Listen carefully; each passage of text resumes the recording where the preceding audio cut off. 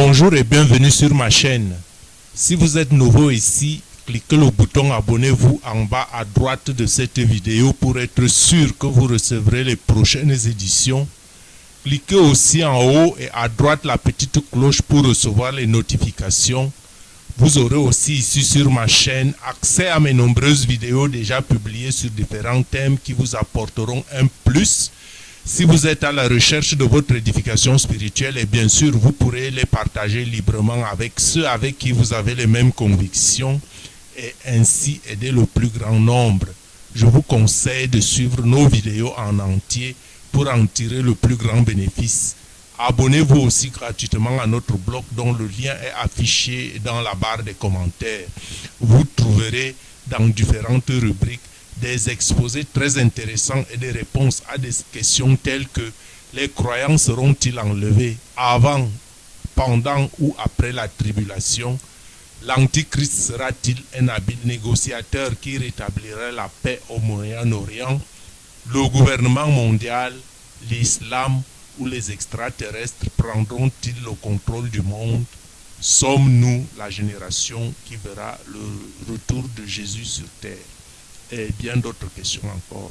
Bien sûr, vous aurez des réponses à toutes ces questions après avoir lu quelques-unes, sinon la majorité de nos vidéos.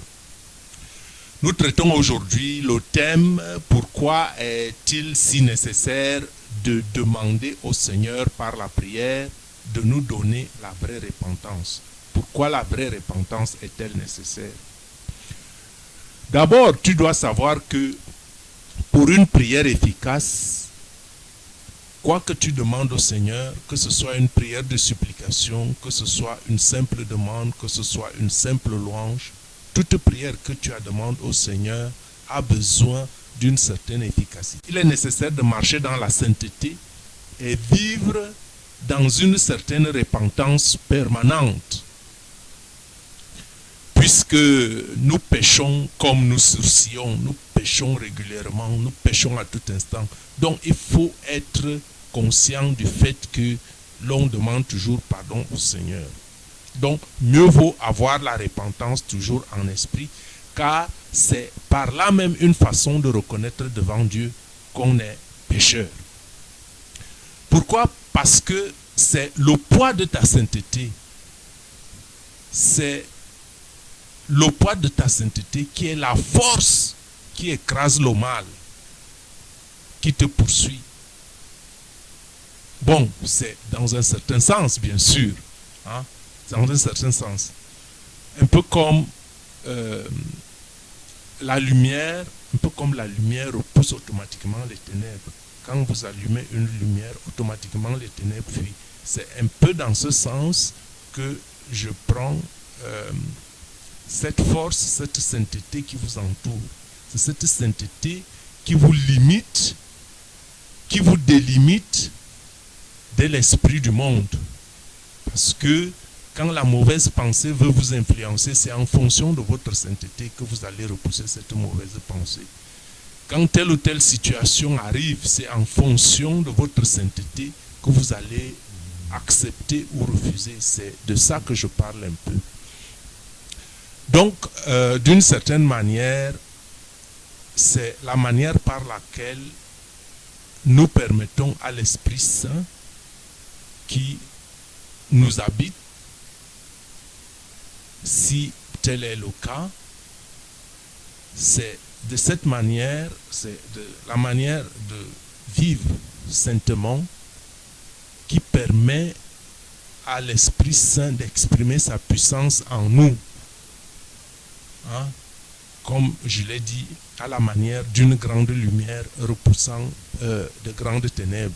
Or, si vous avez une petite lumière, hein, quand les grandes ténèbres arrivent, bien sûr que vous ne pourrez pas éclairer une grande surface. C'est de ça que je parle un peu. Que votre sainteté, votre degré de sainteté vous aide à contrecarrer plus ou moins les forces du mal, puisque vous êtes un membre du corps du Christ. Donc tous ensemble, nous concourons à ces attaques du démon, puisque vous n'êtes plus sans ignorer que nous sommes en guerre.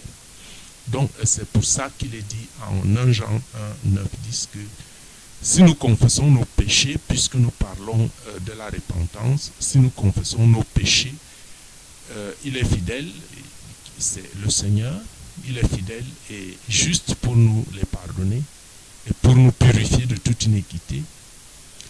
Et le verset continue en disant que, au verset 10, si nous disons que nous n'avons pas de péché, nous le faisons menteur et sa parole n'est point avec nous.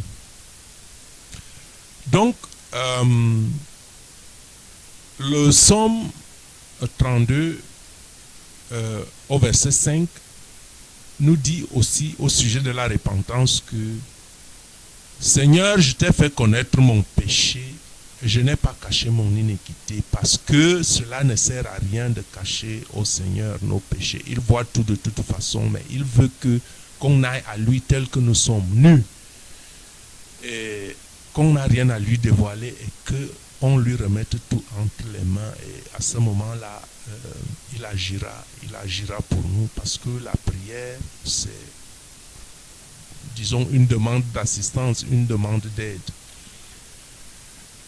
Le psaume continue en disant que j'ai dit, j'avouerai mes transgressions à l'Éternel et tu as effacé la peine de mon péché. Bon, qu'est-ce que ça veut dire? Ça veut dire que par la repentance, nous avons au Seigneur que nous sommes faibles, que nous le reconnaissons comme notre Sauveur et il est toujours fidèle à nous remettre nos péchés et à effacer nos péchés.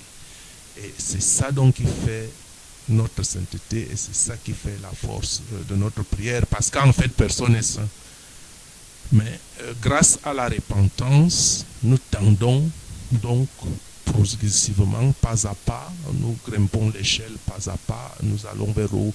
Plus vous allez vers le haut, vers le chemin de la sainteté, plus vos prières porteront. Et tout comme le psaume 51 au verset 2, il dit « Lave-moi complètement de mon iniquité et purifie-moi de mon péché. » Vous voyez, ça, c'est des psaumes qui nous aident donc dans la prière de repentance. Et on conclut avec le proverbe 28 au verset 13 qui dit que celui qui cache ses transgressions ne prospère point, mais celui qui les avoue et les délaisse obtient miséricorde. Et nous allons donc maintenant, à l'issue de cette repentance, lire le psaume 23. Le psaume 23 où il est question de la restauration de l'âme. C'est en fait le psaume de David, un psaume, un cantique d'assurance en quelque sorte. Je le lis tout simplement. L'Éternel est mon berger, je ne manquerai de rien. Il me fait reposer dans les verts pâturages, il me dirige près des eaux paisibles. Il restaure mon âme, il me conduit dans les sentiers de la justice à cause de son nom.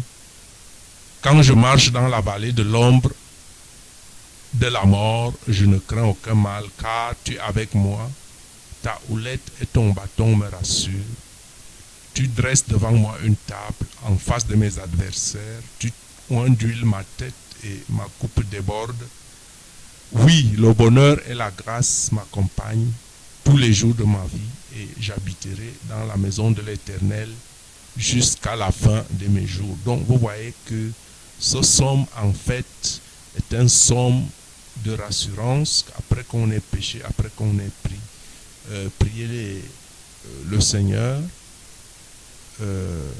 après qu'on ait fait notre repentance, le Seigneur va nous restaurer et c'est ça qui nous donne l'assurance que nous serons toujours vainqueurs devant nos ennemis. Que le Seigneur te bénisse.